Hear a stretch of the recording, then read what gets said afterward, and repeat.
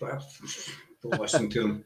You know what I mean? Good evening, folks. Thanks for coming in. Hope you're all enjoying our beautiful winter weather. You know, if it's no storms, it's rain. If it's no rain, it's wind or just crap or whatever. But tonight we are rejoined by this young man, the man in the hat. Hello. As our Laura calls him. The man in the hat, Luke Tabram. Luke Tabram. You need to say your surname slowly, don't you?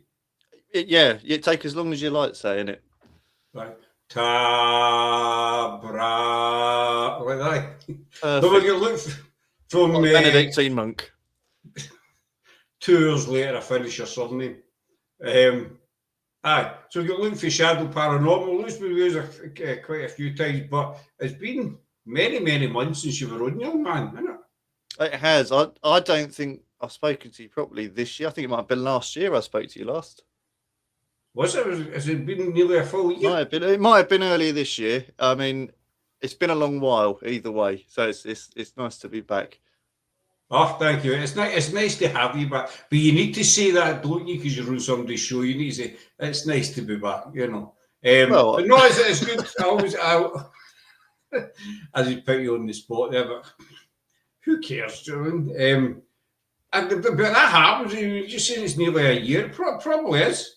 But, you know, I mean, I've lost touch with a lot of people, no intentionally, no doubt it's happened to you, I know. No, you don't lose touch intentionally. You say, right, I'll mail so-and-so next week, and before you know it's a month down the line, and, you know, it's not that you've forgotten about them, but okay, I never mailed X, Y, and Z. And you do kind of lose touch with a lot of people. And then you start mailing them again, you know, do you remember me, sort of thing, you know. So it probably has been the best part of the year, because I think this year's just disappeared. Oh, it's gone quickly this year. I mean, we have, like, looking back on it, we have done an awful lot of things this year, but then at the same time, it feels like it's just gone by like that. It's just we've been kind of quiet this year. I mean, we've done some investigations, and there's Laura in. Hello and good evening, gentlemen. Well, like a gentleman, Scott, I'm still thinking if you... What? Sometimes Laura's comments are sort of cryptic. Hello and good evening, well, Luke's a gentleman, Scott, I'm still thinking if you are. Laura, you and I, so you're the gentleman, you're the man in the hat. She still say work out, even though we've known her for X amount of years. Still say work out with my gentleman.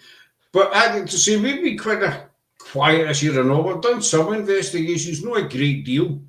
Done some of our Wallace trail as well, and some other lies. You know, done a few shows, but that seems, you sit and you look back, you think, we've really done sod all this year compared to previous years.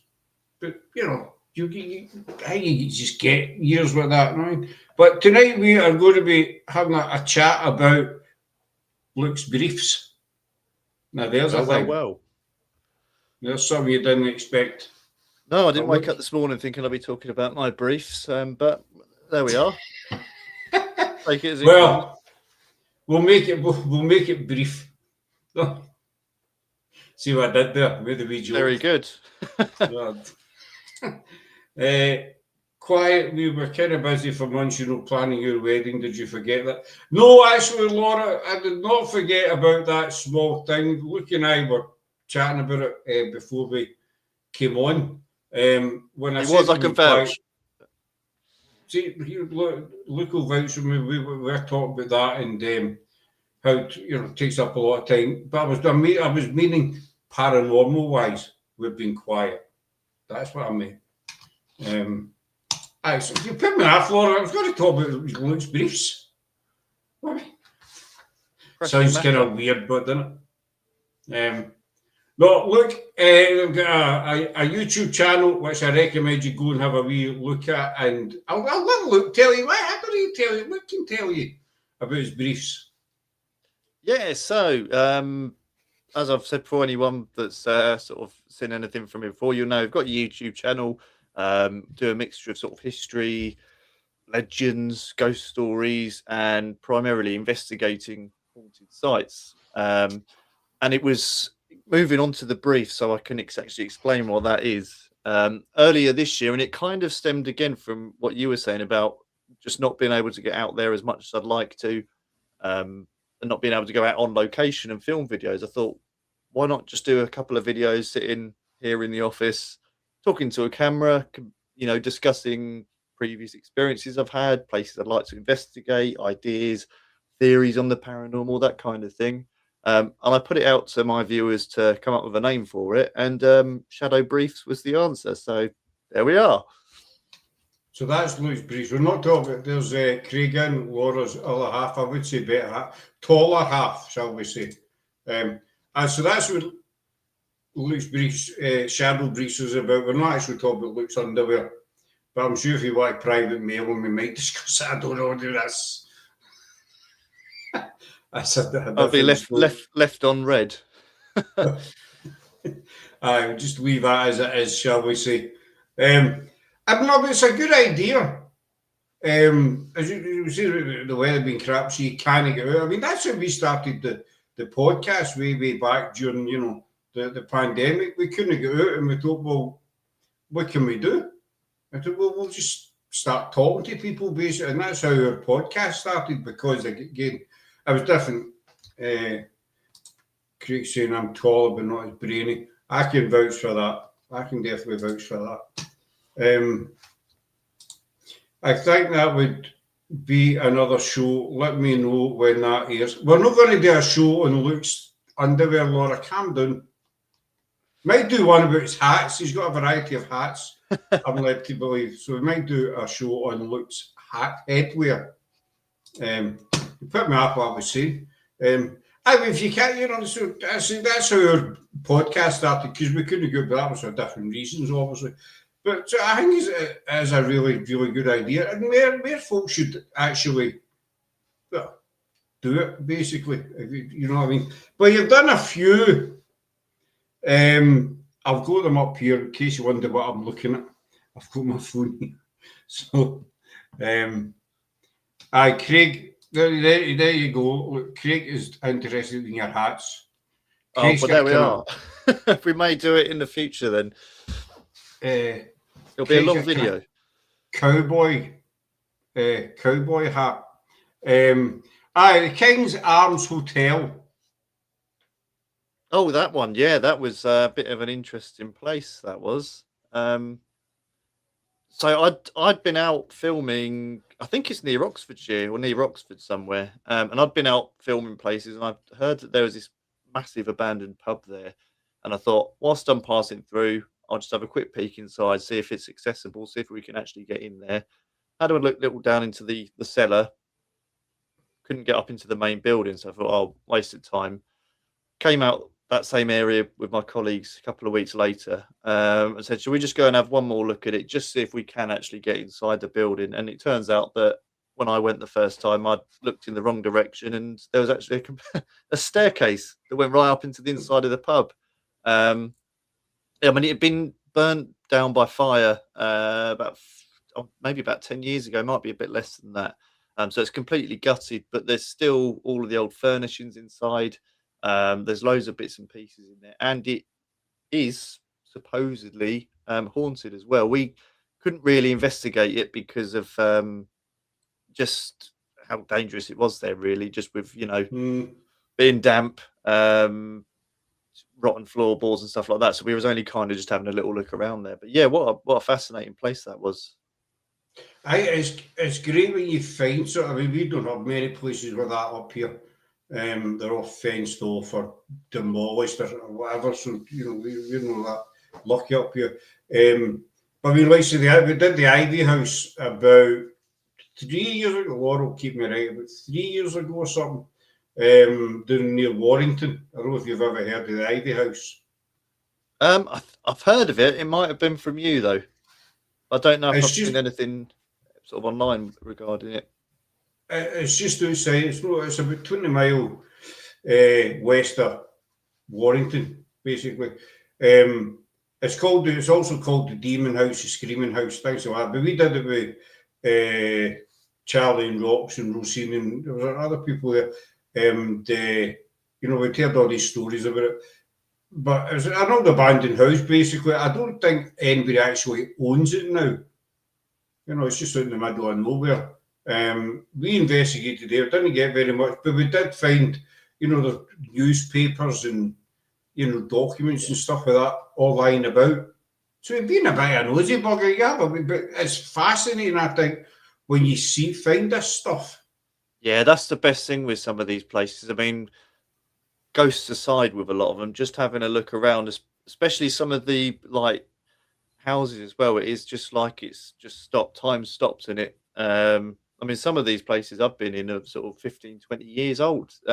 When they 15, 20 years ago, they were abandoned. So there's sort of been no other than just being decayed by time. There's nothing changed in it. It's like time just stood still in it. I think that's fascinating to have a look around. Um, yeah, it's a bizarre feeling in some of these places. It was a lot of people don't understand. There's a place up here, Darkwater, Lauren knows what we're talking about, and we'd investigated it a few times. It's a big old stately home. It's long been abandoned now. There's no floors or anything in it, and Rosie and Emma, for the Ghoul Gang, were up, and there's Rosie and her partner, Andrea, was up, and we took them up to this place. And now we'd been there quite a few times, but we were down the stairs at the end of the basement, and it's where the old dumb waiter was, still at the lift shaft. And we noticed these two handles. So I pulled the handles, and this big sliding door came down the door of the dumb waiter came in. We'd no idea it'd been there for the times but it was painted brown kind of thing, and that's the original door. Yeah, I it's don't things know like if we were the that you first. find in them. I don't know if we were the first to find it or no. Well, it could have been if it was that well hidden. But even that, it's like you're probably the first person to have touched or seen that door in however many years, which is that was feeling. fascinating as well. Just touching the door and pulling it down. Can you do that? Are we the first ones to have done this in 100, 150 years, 200 years, whatever? And then you start thinking about the amount of people that's actually used it. Yeah, going back to when it was still, standing and, still lived in or used. I mean, we've done a few hospitals like that as well, that sort of going back 150 years, some of the ones that are like ex-asylums. And I mean, tens of thousands of people have passed through those places.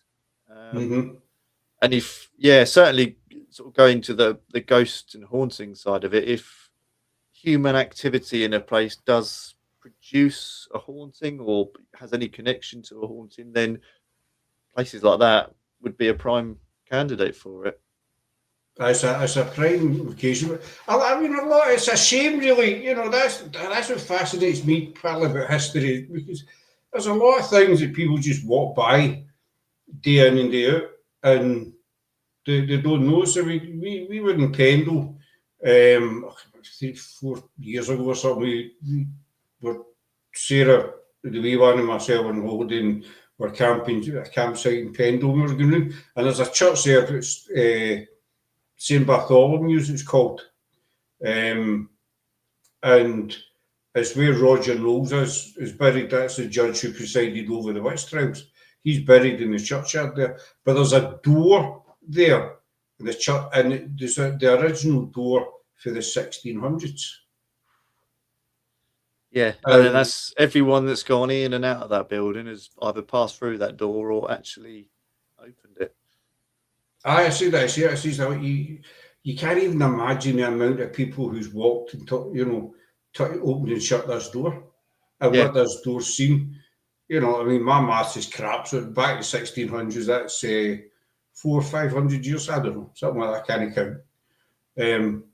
But just when I seen that, that's the original bloody door. Yeah, and especially somewhere like that that's got all of the connotations of witch trials and things like that as well. The people that you learn about from the historical side of it, they were there. They walked through those doors and used those doors, which sort of, I don't know, just makes that history that little bit more real and closer. It does. It's like, have you been to Pendle? No, Pendle's one of those places I've never got round to visiting yet.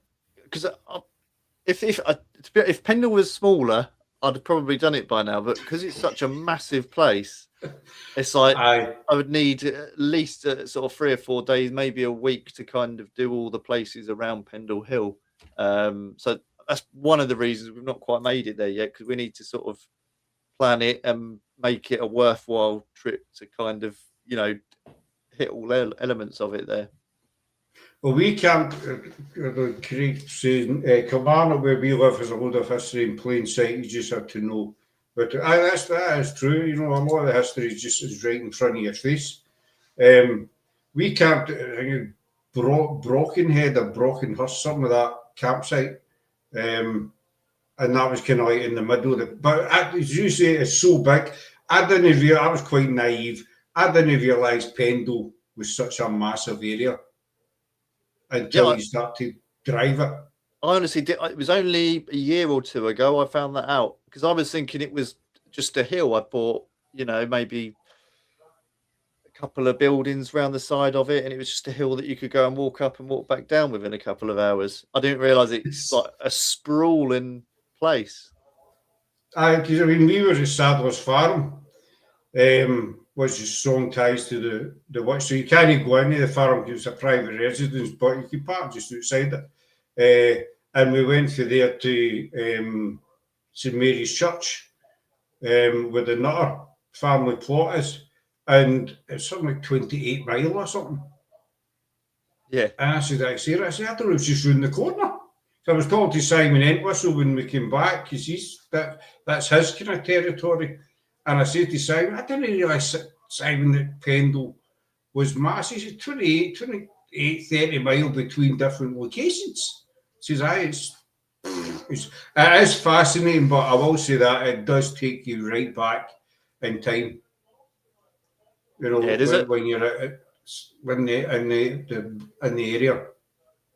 There's a few places like that. I mean, I've always sort of thought Cornwall has that feeling. Certain towns around there just don't seem to have really changed at all over the years. It is like walking back in time, especially some of the pubs and the inns that you can go in down there as well, is just, like it's not changed for 300-400 years. Edinburgh's like that. Edinburgh's a bit of a weird one, because you've got the old town in Edinburgh, was the original part of Edinburgh, date back hundreds of years. But you get like the Royal Mile, and you get Greyfriars, the Vaults, Mary Counts, all these places. And it's as if you've got the modern mixed in with the old, but when you go to the old parts, it's as if time's no move forward. Yeah. I mean, it's hard to describe. Yeah, I find it quite satisfying going somewhere, and it doesn't happen very often, but you can look at something, either a landscape or a row of buildings, or maybe inside a building, and if you just look at it and you think, I can't see anything here that wouldn't have fitted in, 150, 200, 300 years ago. Again, very unusual to happen now, because you've got telegraph poles going somewhere. You'll have a car parked on a corner, but very occasionally you will get a view or see something. You go, like, that's a timeless view. That could have been, from anywhere.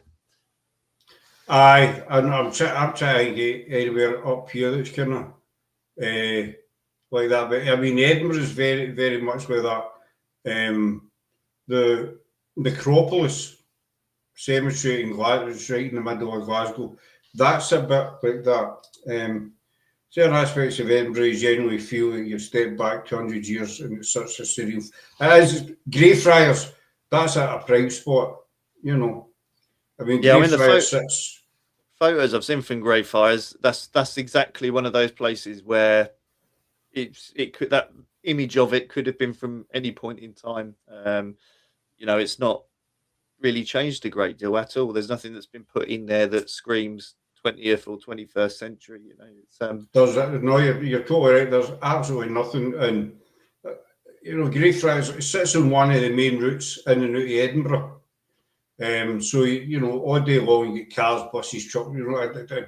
Hundreds and hundreds of tourists. But as soon as you step in the gates, it's just like totally,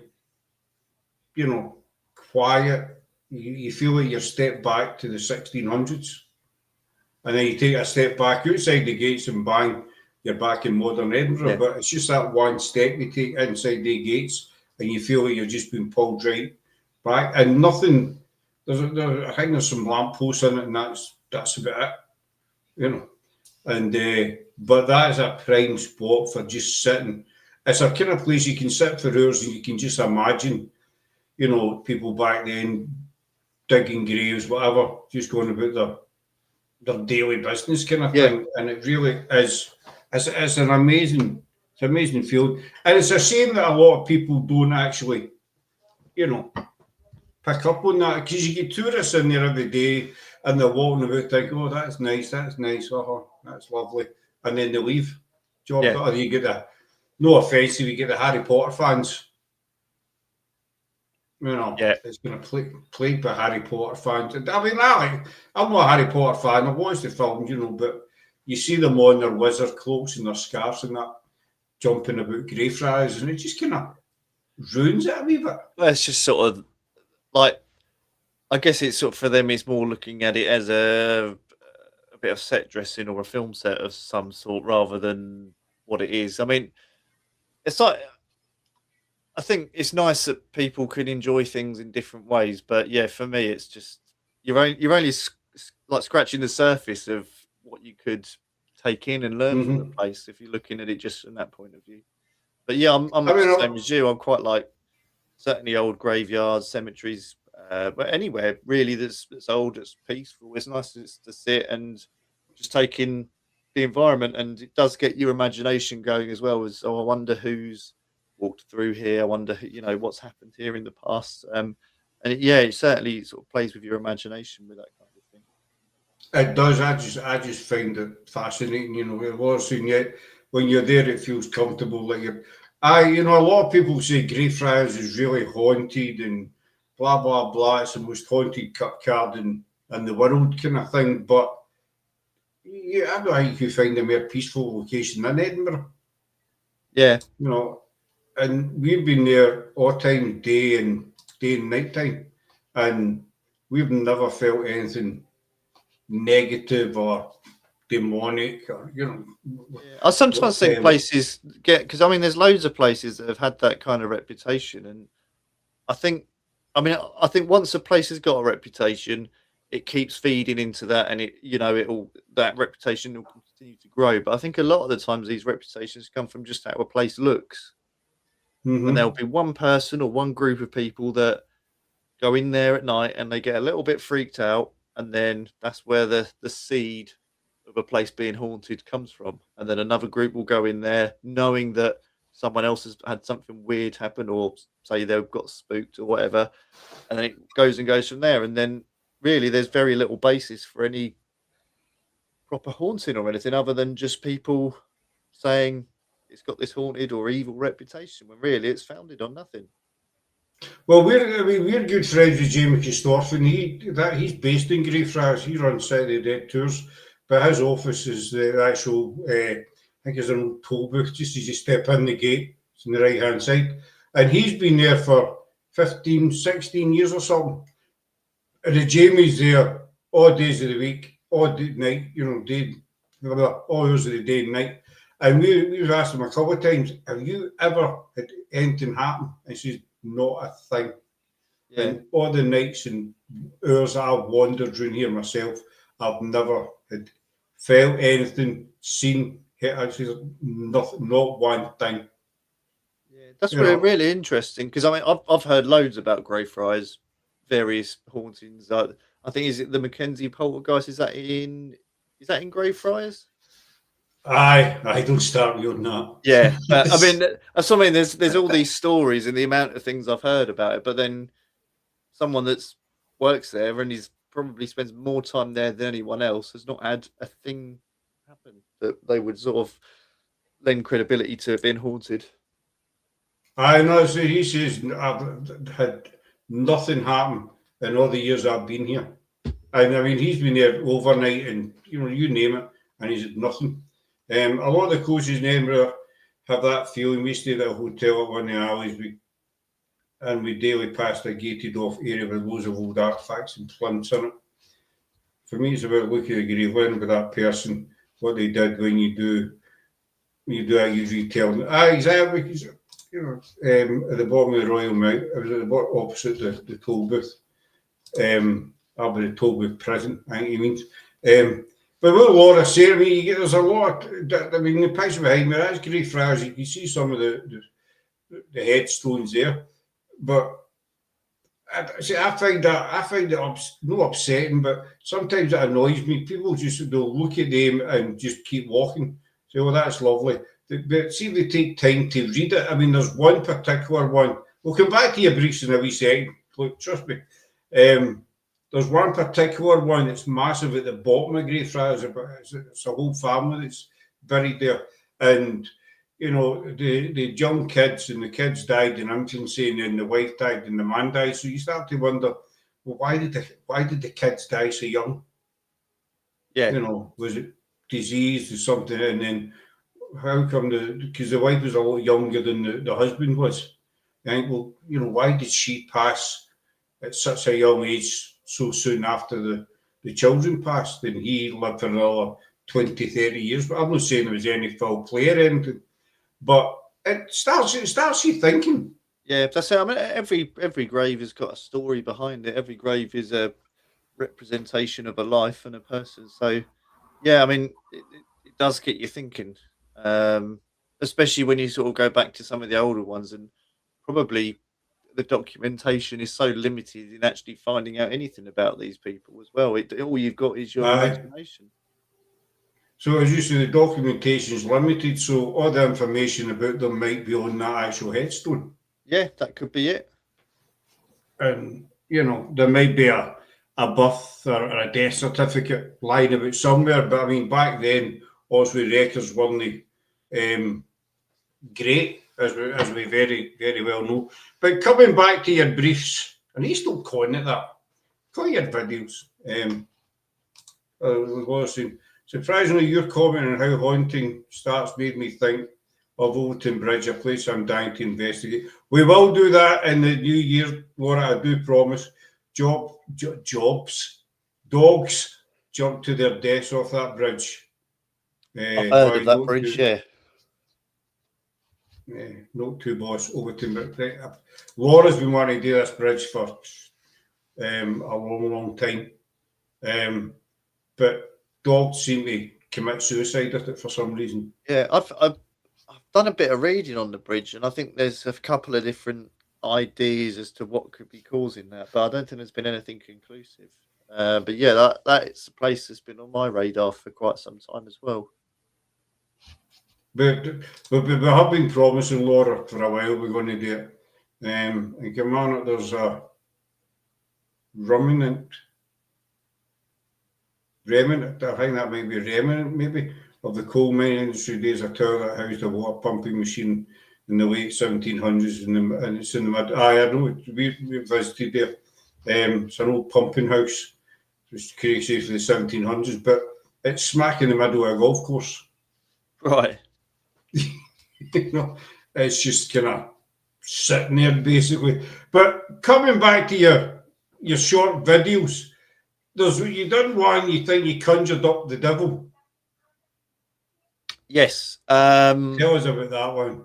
Funnily enough, I've been editing the video for that today, going over all the investigation footage. But as you're probably aware or you've heard of, there are dozens of churches over the country that if you walk around the church, that sometimes it's 13 times, sometimes it's 12 times, 6 times. But if you walk around a church a certain amount of times, the devil will appear or something paranormal will happen. There's a church that we went to in Suffolk. The idea is that if you walk around anti-clockwise 30 times, the devil will emerge from a cracked gravestone. And there was one cracked gravestone we found in the churchyard, which was just, from memory, I don't think we could even read the inscription on it. It was so worn out, but there was a massive crack along it. So we thought this must be the gravestone. So we set off a locked off camera. We placed loads of equipment along the top of the gravestone, and we thought, let's walk around the church 13 times and see if any of that equipment is triggered or if anything happens once we've completed that circuit. So off we went 13 times, and we'd planned on starting the circuit at the front door of the church, and the gravestone is just round to the side of it. So got back round to where the gravestone is, and all of a sudden the EMF detector started spiking massively. Mm-hmm. James heard it at the time, and I said, "We'll just carry on with the circuit." So we went back round to the front of the church, and it was then that it dawned on us. We actually finished the 13th circuit when we reached that cracked gravestone. Although we told ourselves we'll start at the front of the church because it makes sense to do it there. Actually, the 13th circuit was completed when we reached that gravestone, and I've watched through the footage. I think it took us about 15 minutes to do those 13 laps around the church. Not once did that EMF meter go off. We stayed at the church for another hour. Didn't go off after that either. So whether that was the biggest coincidence, certainly I've ever experienced in 14 years of investigating, or did walking around the church 13 times stir something up? It was really weird. The only explanation I have for that is a coincidence, but I mean, what a coincidence that's got to be.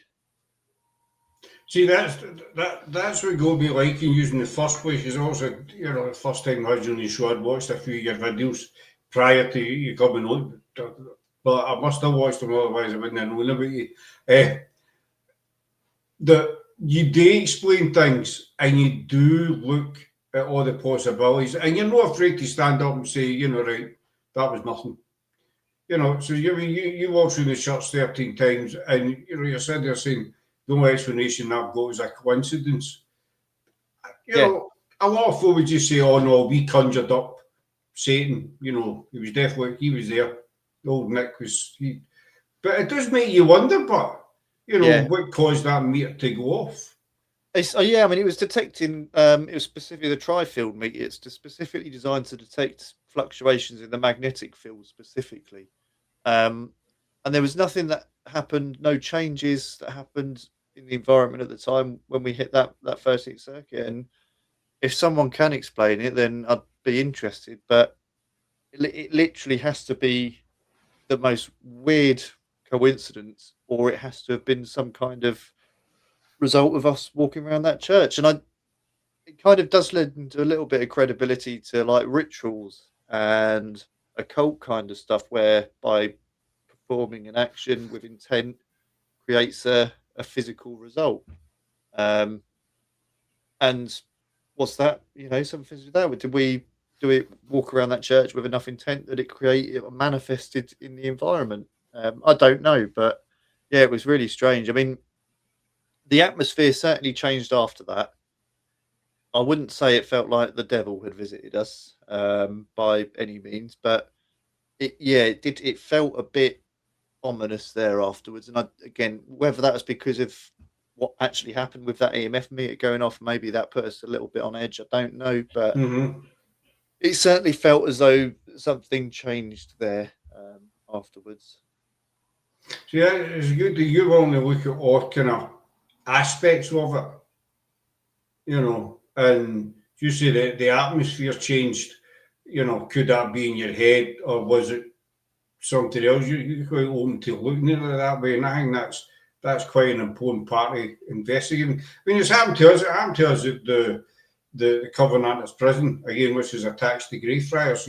It's locked now, obviously, but that's got a very dark history, and we're fortunate enough that we've been in quite a few times. And when you go for the cut card into the prison, you do feel it's different. But then you go to ask yourself, well, is that because I know the history of this place? Yeah, and the thing that because we had so much equipment set up monitoring the environment, and we were even sort of measuring.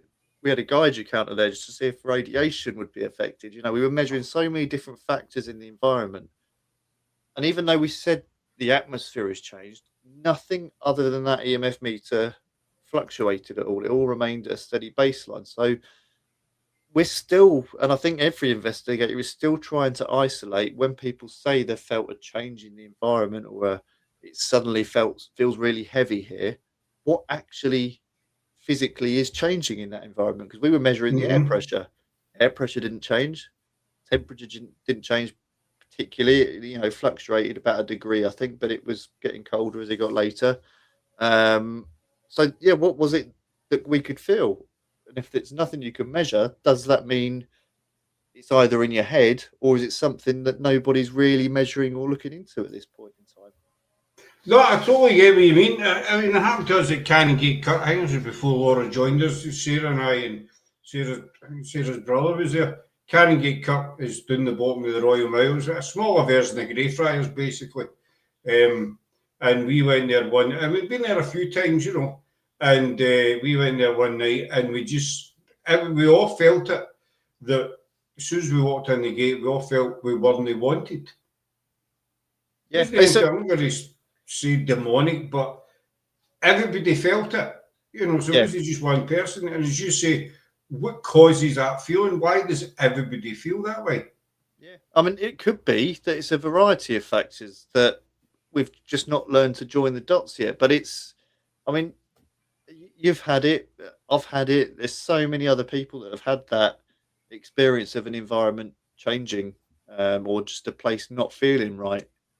And yeah, I think as soon as someone is able to isolate that and work out what causes that, whether it be a multitude of things or whether it be a singular factor, that's where sort of we'll start understanding hauntings.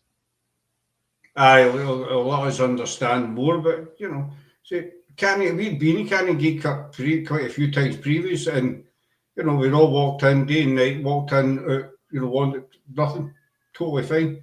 Yeah, Just this one particular night, though, we're not wanted here. Something, someone, and so it does kind of make you think. And as you say, I mean, there's legends of that, like walking around the church 13 times and the cracked headstone and that. You think, well, maybe there is, because these stories have got to started somewhere. yeah. I mean, again, if it was merely a thing of just how somewhere looks or something like that that created these feelings, then every time you'd have gone to that place, you'd have had that feeling of not being wanted there. But the fact that you can go there X amount of times and it's absolutely fine, no problem, and then you go one time and it doesn't feel the same, what's caused that? Right? We did go back, well, Sarah only went to do, but I've been back, Sarah's sat in the car outside, but I've been in and out a few times since then over the years, and I feel like it's never came back. Yeah, which makes it even stranger. Back to normal, if you want, for want of a better word. I've never had that feeling again. It's the same when your gadgets go off. Something's making them go off.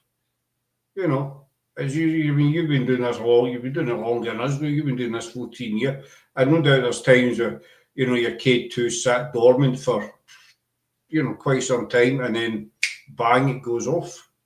Yeah, and even like multiple visits at a place, you can go somewhere 3 or 4 times, never have any kind of interaction on any equipment, and then one time stuff's going off, and you think, well, if it was an environmental factor here, whether there's power lines or whether there's who knows what that might interfere with some of the equipment, it would be a constant thing. It would be happening every time you go, or maybe it'd happen at intervals. You can, visit somewhere, spend over a period of nights, you can spend sort of 10 hours somewhere, and on the 11th hour, you'll get stuff happen, and then you can spend another 10 hours there over the next course of, 6 months or whatever, and nothing happens again. And it's those little elements that stand out that are the interesting bits. I totally agree with you, because you get a lot of teams that people, no offense to them, but they all come out of the paranormal, and I think I've spoken about this before, but they all think they're expecting big things to happen. It's the big things they want to notice, but it can be all the little things that all add up. It's like the experience I had at Dalcahan with the mist. Never have I experienced that again. Dalcahan, there's a castle just behind Dalcahan, and we were all there. I think it was 6 or 7 days there one night, and we were in, I think it's one of the old towers, but everybody else kept seeing this kind of white mist going by the windows, or we used to be the door at different times. I never seen it. I never saw it all. But Likewise. it's a bummer, isn't it? Yeah. I've seen some stuff from that. I don't know why. It's just I can be somewhere where other people will be seeing things, and no, won't see a thing. Always looking the wrong way, or looking down, or looking up. It's one of those big team up here that we've done a lot of investigating.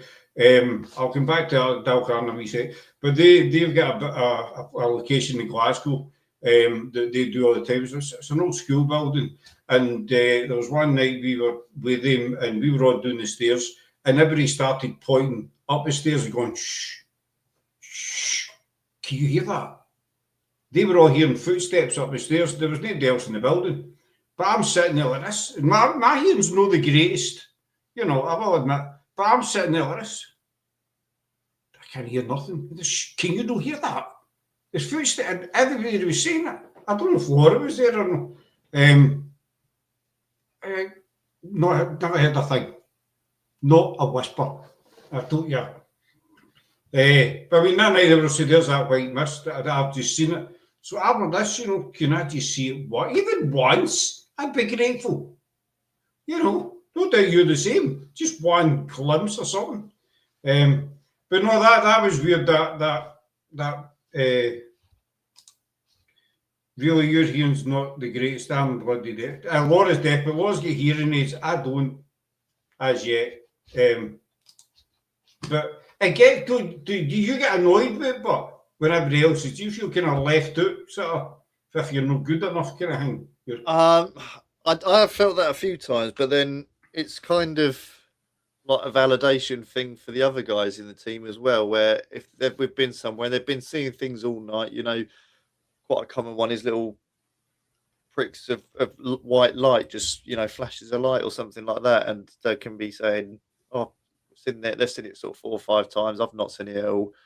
And then towards the end of the night, I've found it. I've seen it now. And it sort of puts in their head, oh, we've not been imagining this. But then again, it's like, I've captured stuff on camera that's audible stuff, occasionally visual things that the other colleagues on my team have said that they've heard or seen. I've not heard or seen it, but it's recorded onto the camera as well. So it's like, I'm literally just missing it. I know it's there because we've got evidence of it, but for whatever reason, I'm not focusing on that at the time. I see, but my hearing is crap. Particularly at Loudon, we've done a lot of investigating and people hear footsteps and what have you, and they'll say, shh, footsteps are there, and you're like that. Can you hear that?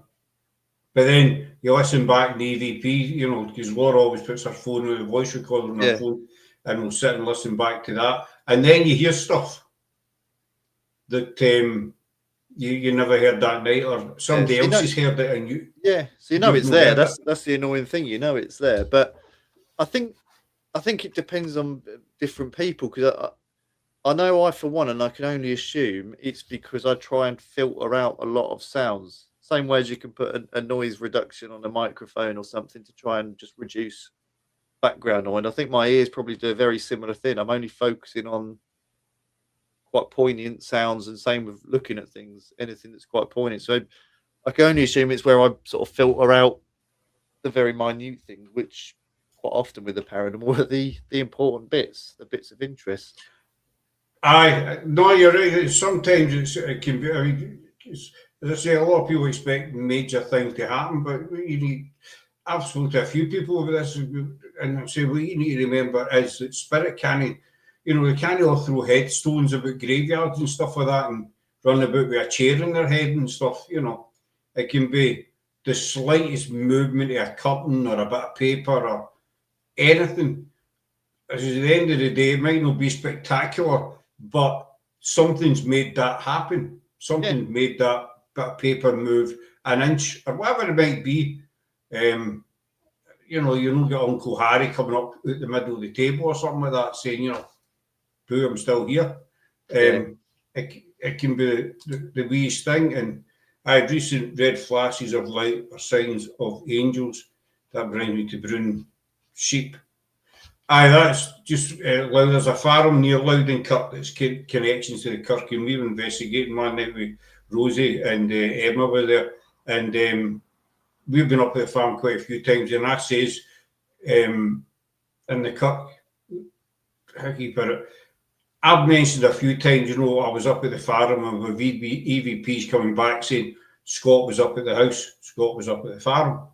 But this particular one, I say there's a round wall behind the farm. Can you tell me what was behind that wall? And we get back sheep. And so I said, what colour were the sheep? Because there's black and there's white sheep up at the farm. I said, you tell me what colour the sheep were? And he came back clear as a bell, brown. Wow. Which, a Scottish way of saying brown. So, but I asked a wee while later, I asked the same thing again. And he came back again, brown. But the weirdest bit was the owner, one of the owners of the farm mailed us about a week later to say, listen, see what you were investigating last week and you get brown sheep coming through. We've got brown sheep up here, but we've never ever had brown sheep here before. Says, but there's brown sheep appeared up at this farm. Again, we will get back to say, is that a coincidence? Or who knows? Again, it's that thing of never knowing 100%, which is the frustrating thing. But I think because there is very rarely any certainty with investigating, that's what keeps it interesting, because there is so much of it that comes down to interpretation. So you can look at anything that's captured regarding the paranormal, that you can look at it in so many different ways and interpret it in so many different ways. And like, that's why some of the best ghost videos have been floating around on the internet for 20 years, because people go back and analyze it again, look at it in a different light.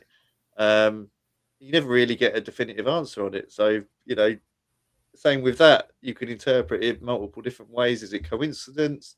It's so many different ways you can look at it. You never have that definitive answer. You're always left wanting a bit more. Well, here's a puzzle for you. Lawrence just reminded me of this, but also argue ghosts. Again, Loudoncutt, we spend a lot of time. That's where we married, Loudoncutt. But we did an investigation again there, Rosie and that were there, and we get through a queer EVP asking us, argues ghosts. So that is an interesting one. So that kind of set our mind, kind of, who's asking? Yeah. You ever had anything with that happen? No. In fact, EVP wise, we've not done too well with EVP over the last few years. I think it's because we're just generally not recording, because we've got the camera's audio going constantly. We don't sort of sit down and do a session with a recorder specifically focusing on that. And we've got voices on cameras, but a lot of the time, try not to make out what's being said. Certainly when I put an EVP on a video, I'll usually put it as just this EVP male voice or female voice or whatever, and let whoever listening to it make up their mind of what they think's being said.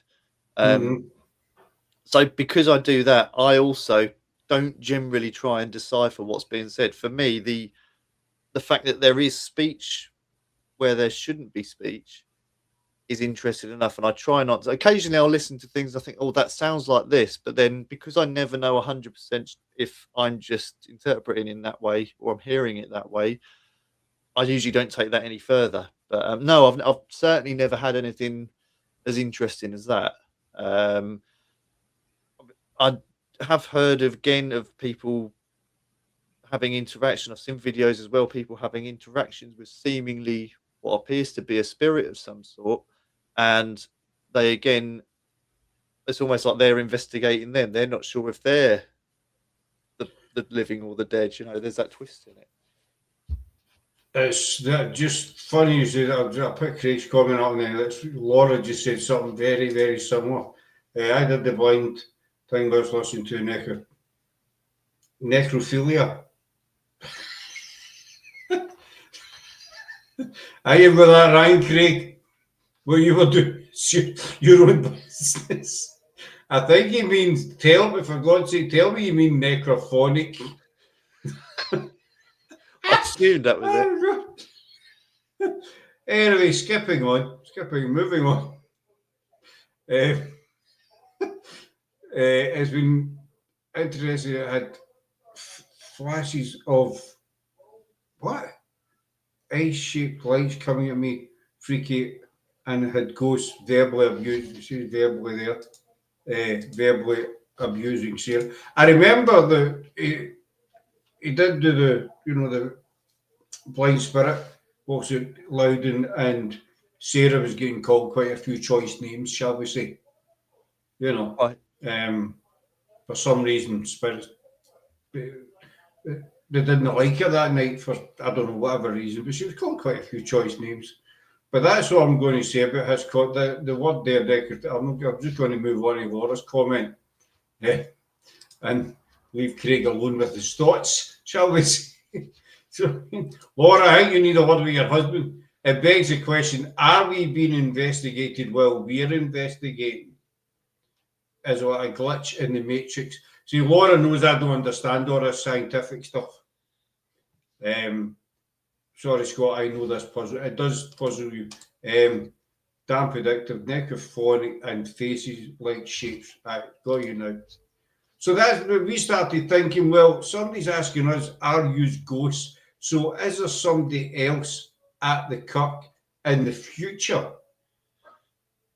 Again, that's another way of looking at it. We always think ghosts are from the past or related to the past. Yeah, is it something from the future, or it's again, it's there's so many different avenues you can look down with it as to what these are. But we're also assuming that they're all the same thing, because I genuinely think that people seem to rope everything paranormal into the bucket of it's a ghost or a spirit. But I think there could be so many different types of phenomena, some of it intelligent, some of it not intelligent. If there are intelligent kind of forces, are they different types of things? So I think there's so much going on.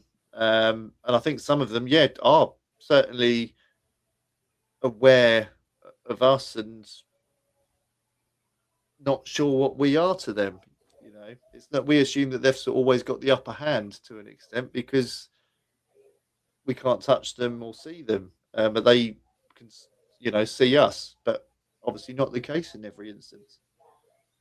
Well, at least I've asked this question before. Are we, when we get, to an old stately home, for instance, whatever, and we've had, no doubt, your intelligent spirits. Like so that place you did, which I still find fascinating, and I've totally forgotten the name of it, when you got the footsteps outside the door. The room was the gentleman's room. Yeah, the Elizabethan house in Great Yarmouth, yeah. And you had the footsteps outside the door, which we chatted about, and it might have been one of the servants or one of the women, because obviously women weren't allowed in that room, so maybe it was somebody being nosy. But when you get in places like this, and there's intelligent spirits there, you think, well, are they seeing us in their time, or are they seeing us in our time? Yeah. So who's visiting who? This is it. And again, I think it varies on place to place, and I think different things are going on at different places. It's like the amount of spirits and ghosts that seem to be just a recording, like going to the stone tape idea of things.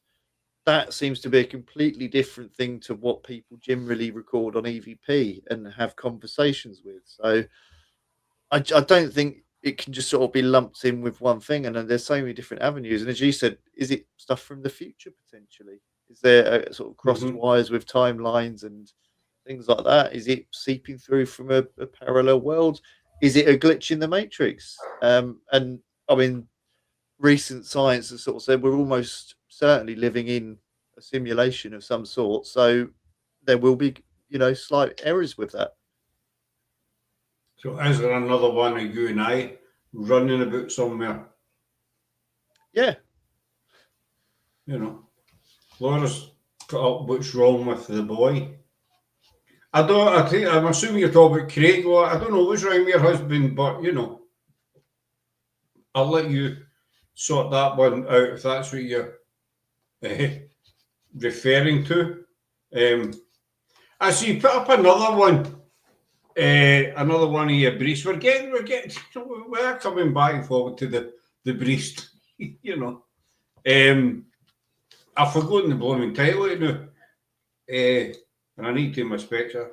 The Stone Mysteries of Ancient Britain. Oh, that was quite an undertaking doing that. It was just looking into sort of stone circles, ancient ceremonial sites, and just seeing if there is any link between those and hauntings.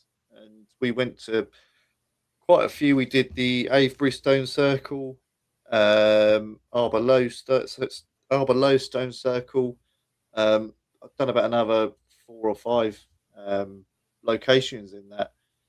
Only one place we had anything happen, which was not what we was expecting, was at the Arbor Low Stone Circle, where we saw something strange in the sky, which I can only describe as a UFO because I don't know what it was.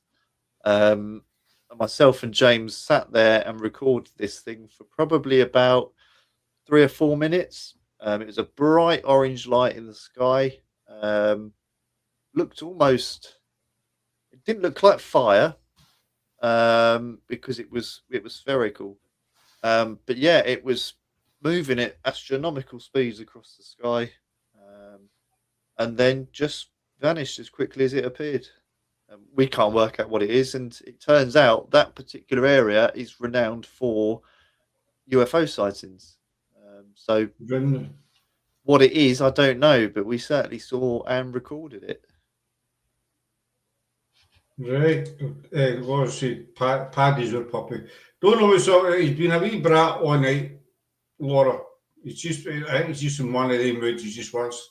The amount of things I took out of his mouth tonight's unbelievable. From Lego to bottles to you name it.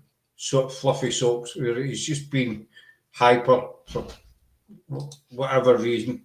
I mean, I find the stone circles fascinating. I mean, Stonehenge. I remember watching a documentary a few years back. They were trying to look into how Stonehenge was actually built, and how they did it. So they got a group of these top engineers, kind of top of their field, kind of thing, and they use what they thought would have been used back then, like wood and rope, whatever. And they tried to recreate Stonehenge, and they gave up. They couldn't do it. Yeah, I mean, I personally, I don't think there was any sort of supernatural or extraterrestrial force in constructing any of these. But same with the pyramids. I think it was built by human hands with no external force or help. But I think it's just techniques that have just been lost. Probably very, very straightforward techniques that, because we've got no need for using them, we haven't done for so many thousands of years, they've just been lost. I mean, it's even like I think it was some of the cement that the Romans used in constructing walls and things like that.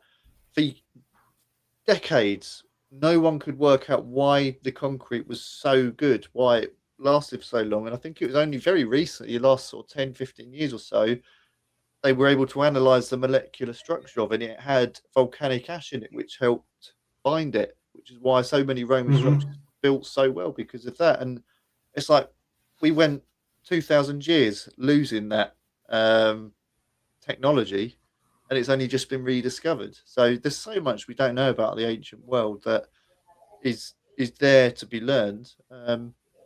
It's just sort of revisiting those skills, and same with the natural world around them for use in medicines and psychoactive stuff, things like that. It's all been there and it's always there. It's just people don't use it or utilize it anymore.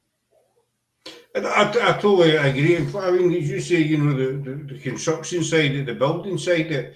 I mean, you look at like the Hampton Court Palace, built late 1400s, early 1500s with Cardinal Wolsey. I don't know if you've ever been to Hampton Court. No, I can't say I have. It's an amazing building. It's really, I mean, all right, it's had work done down through the decades, centuries, but the actual initial structure is still there, and you're going back over 500-600 years. Yeah. And the detail in that, but I mean, I've been in Cardiff 4 times, and the detail in the building is unbelievable. And you can back to Tudor times, Yeah. and that's jumping back to what you were saying earlier on about you go to these places like Pendle, etc. And it's the same when you go to Hampton Court and you stand in the archway at the front of it, you think Henry VIII passed through here, Wolsey, Anne Boleyn, all the queens, they all passed, Queen Elizabeth, the lot of them. But I mean, and even the Tower of London, that's even further back. There's a couple of queens passed through there as well. A couple of queens, but not in the way they wanted to. No. They came out a wee, well, they didn't actually come out because they're buried in the chapel inside the grounds.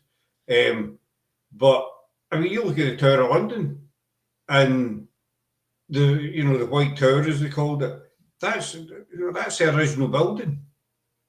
Again, it's had work done to it over the years, and then you look at construction these days. Houses, they build houses these days, and maybe after 5-10 years they're falling down. Yeah, well, they're usually falling down the second they're sold. They're falling down. They're sinking. Yeah, no, I mean, I think there's an element of it going back in those days. One, I think, certainly with the construction side of thing as well, that was all you had to focus. I think nowadays there are so many distractions and the scale of things is so much bigger in terms of producing more but lesser quality. And so, I mean, all you got to do is look at a church, and some of those are 1,000 years old. Wouldn't know where to start in building something of that scale, and even getting the stonework there in the first place to build it from. Well, I mean, look at Greyfriars Kirk. That's the original church. That's where the covenant was signed in 1638. That's how old that church is. Again, there's been work done to it, but the actual initial building is the original building. Yeah. And it's still standing to this day, and it's still impressive, not falling apart, Don't get me right, there are old churches here that are just totally ruined, abandoned and stuff, and I find them fascinating as well. But they're just interesting. Jump back to Stonehenge. These were the guys, these engineers were top of their field, and they gave up. I don't know how long they were there for, but they said, we can't do it. We don't know how it was done. We've tried every method. We're away home. At the end of the day, the people that built Stonehenge, they weren't educated. Well, I suppose they were educated in a certain way, but and these guys packed up and I'm going back to this to watch the telly because I can't put that stone on top of that other one.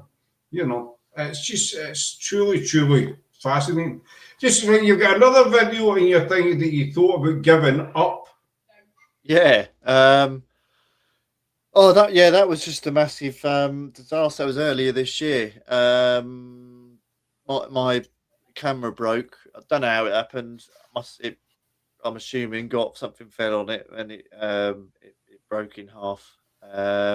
Which is the main camera I use for filming and making videos on. And I just thought, you know what, I can't afford to replace it. I'm just gonna pack up the whole paranormal thing and quit basically. And then within 2 days, I was trying to think of what I could do instead, and I couldn't think of anything. So I was like, I'm supposed to carry on with it then. So I think you'd be silly. That's me being polite. I think you'd be silly to get up because you've been around it for 14 years.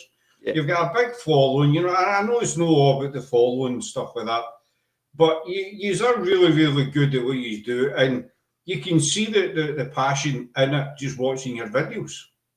Yeah, I mean, generally stuff like little things like that, I wouldn't bother sharing or making a video on. But it was, yeah, the point that I wanted to make with that was like it sort of did make me realize how much passion I do have for this and how much of my life circulates around this interest. Because I literally could not think of anything else I could pick up as a hobby or do instead. Mm, Because I think probably you're very similar to myself in this that what most of your life sort of circulates around doing this sort of thing. Even if you're going out for a day somewhere, you'll still something might catch your eye, or you'll see a building or something. You think, oh, that looks quite interesting. Wonder if it's got any ghosts. And it's mm-hmm. just every I don't think a day goes by when I don't think about doing this in some capacity or another, whether it be making a video on something, whether it be thinking about ideas of, or, theories around sort of hauntings and things like that, or whether it be, looking for places to investigate. I don't think there's a day that's probably gone by within those 14 years where that hasn't popped into my head. No, you're totally right. I mean, we've spoken about this a couple of times, Sarah and I, Laura as well. Time, well, what would we be doing if we didn't do this?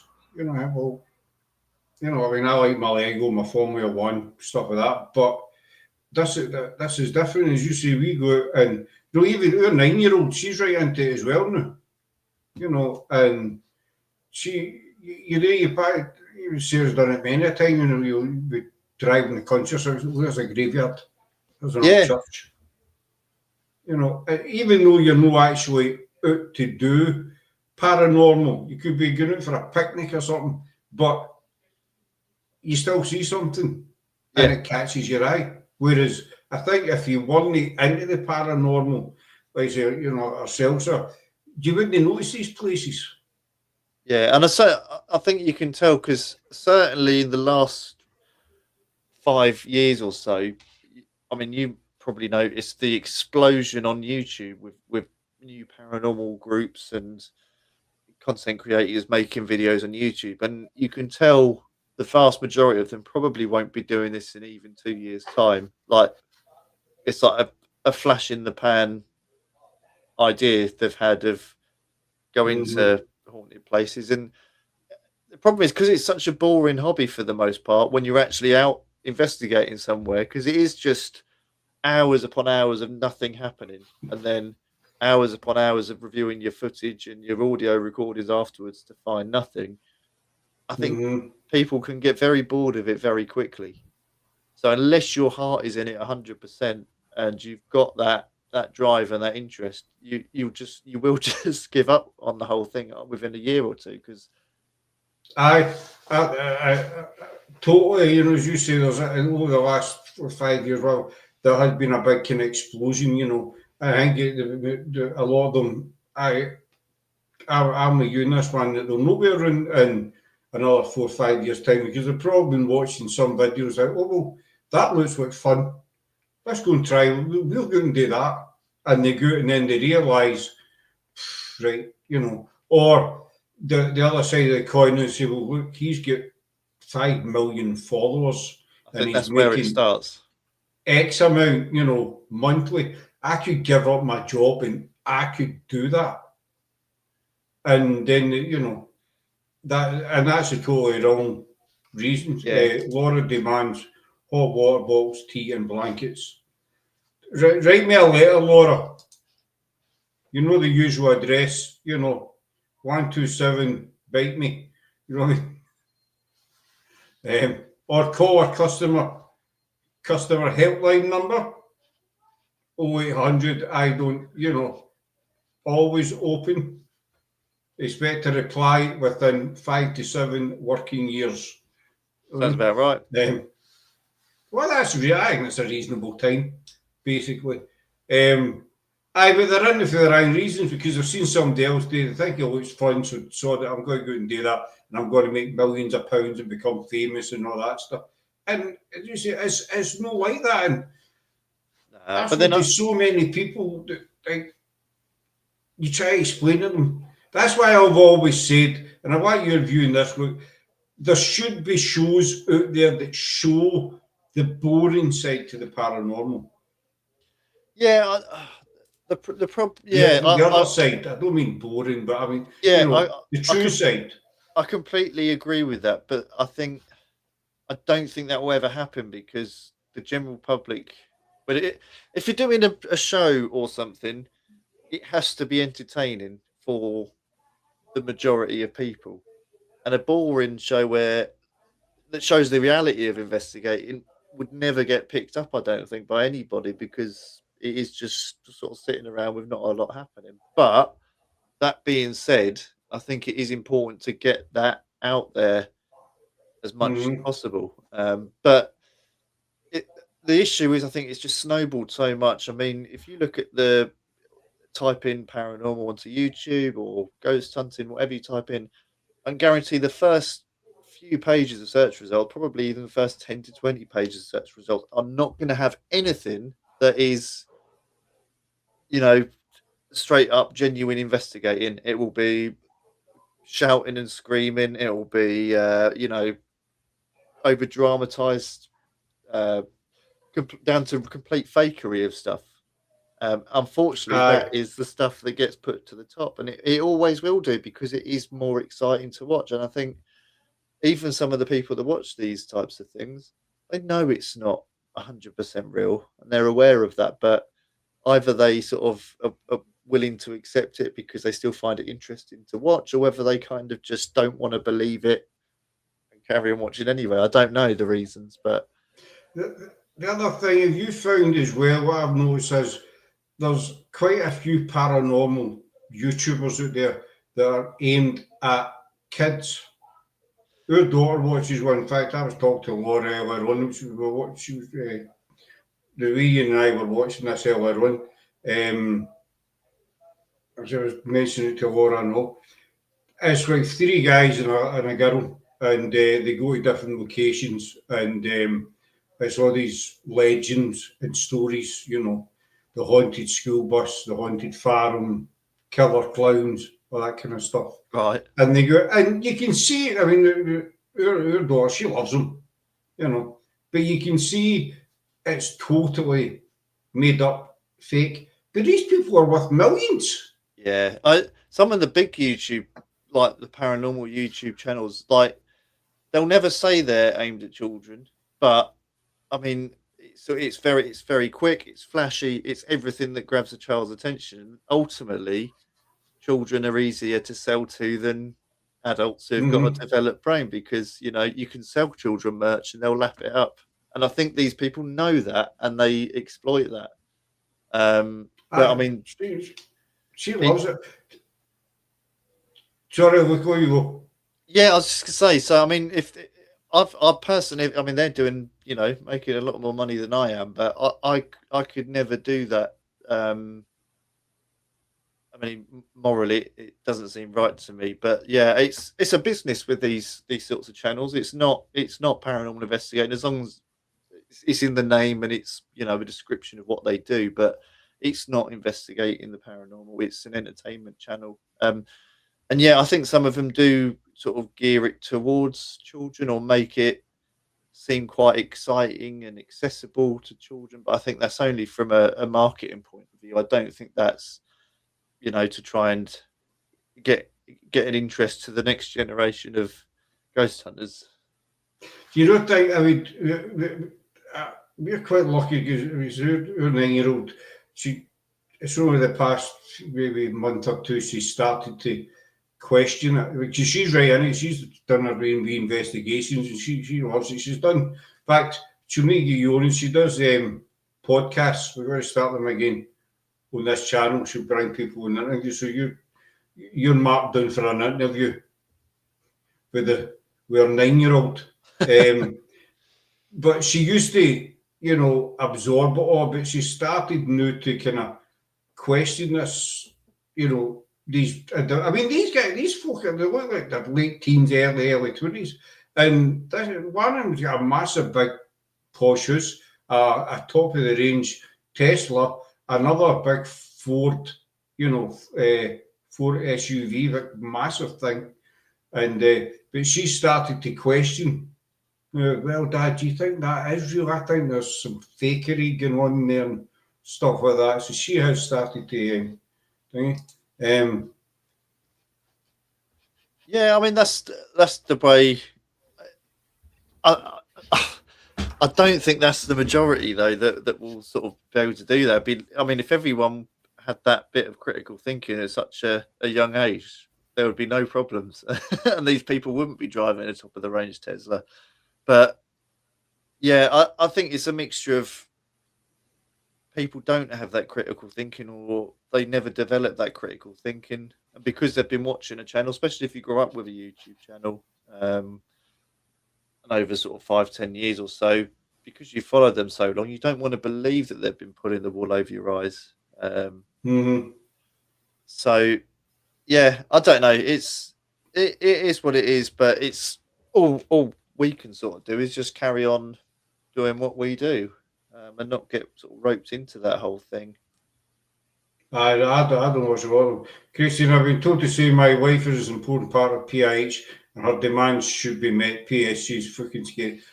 She shall get her hot water tea and blankets, Craig tell her. You know, I've discussed it with our management team and it's been sanctioned. Hot water will be provided. Hot water, but you know what I mean. But I was just, it's quite scary because I see about 2 years ago, something like that. You would never see anything like that aimed at kids. Yeah, But do they seem to be all over the place? Yeah, I don't think it's just sort of paranormal type videos. Well, I think it's sort of across the board. But again, well, some of the stuff she watches, you have to question. But yeah, she's happy. Yeah, again, it's different. It's just a change in society. I mean, children watch a lot more YouTube than they used to. It used to be TV, so it's just a different demographic that's sort of being catered for now. I'm going to tell her she's going to watch YouTube. She should be watching your channel. I'm going to put her, but she will. She probably she's done. Pardon me. She's done about 3 or 4 of them interviews with people, and she wants to start them again after Christmas. They finish school on Friday, and she's wanting some chilling time. So we were talking the other day when we had the dog out, and she was, I'm going to start my shows next year again, Dad. So that's fine, baby girl. She's 9, going on to 19. She says, well, in the new year, we'll get you lined up with some guests and you can go for it. But I'm going to wind it up there. I know I said an hour, but that's an hour and 20 minutes. But I want to bring you back early in the new year, if that's all right. Yeah, by all means. Nobody such a massive gap this time. Yeah, no, I'd enjoy that. It'd be good. But I'll keep a hold of you just after we come off as per normal. So where can people find you, bud? We're on all good social media platforms and bad ones. So YouTube, Facebook, TikTok, Instagram, Shadow Paranormal. And we've got new episodes coming out start of January, 4th of January. Our new series starts. We've got a new video out every fortnight throughout the whole of next year. And paranormal investigation after we get to go and tea is very much intuitive, scary, and lovable. I'll go with the scary and lovable side of it. But I know, cheers, short man. Craig's about 6'7" or something like that. I don't know. He goes counting after 6 foot. But give them a look up, folks, because their videos, and I'm not just saying it because the guy's sitting on the panel. I have said it time and time again. The videos are really, really good, and it's genuine stuff, and they do give you a wee bit of history. They don't just go out filming and expect you to thanks, Top. Well, you're welcome, short stack. They don't just turn up a location and start yakking. They do give you a wee bit of background and stuff like that, and they do debunk as much as possible. So we're going to wind it up there. So a big thanks to Luke for coming on. Thanks for having me. Thank God we didn't talk about his briefs. Got close to it. got close to it. Got close to it. You know, I screenshotted my demands to. Well, I hope you screenshotted. You spelled it right, Laura, because you've just put there. You know, I screenshotted my demands to your wife, right? No, I don't, because I'm in the hall, so I don't know what's going on in the living room. Yeah, you put me up. I was saying. Aye, so a big thanks. You will be seeing them again early in 2020, 2026. That's scary, isn't it? How to 2025, she's went whoosh. Yeah, over a quarter of a century in now. Gone. You know what I mean? That's mad. I remember when. Do you remember when it turned the year 2000? They were all saying the world was going to end, that all the computers were going to fail, nuclear weapons were all going to be launched, and we were just shafted. We were buggered basically. Nothing happened. I was so disappointed. Maybe it's just happening all in slow motion.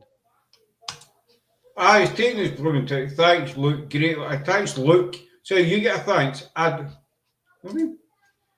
thought you were in Greyfriars thanks to brilliant special effect. All my own work. You know what I mean? I learned how to press a button. But we're going to wind it up there, folks. So we're back on Wednesday night, early 7 o'clock. Laura will be on the panel and no comment. We'll get Rigger for Spig and Tommy for Forth Valley Paranormal Investigators. I forgot their name there. We're going to be talking about their journey so far in the paranormal. But we're going to call it a night there, folks, and you'll see this young guy again very, very soon. So thanks for watching, and we'll talk to you soon. Cheers. Bye. Bye.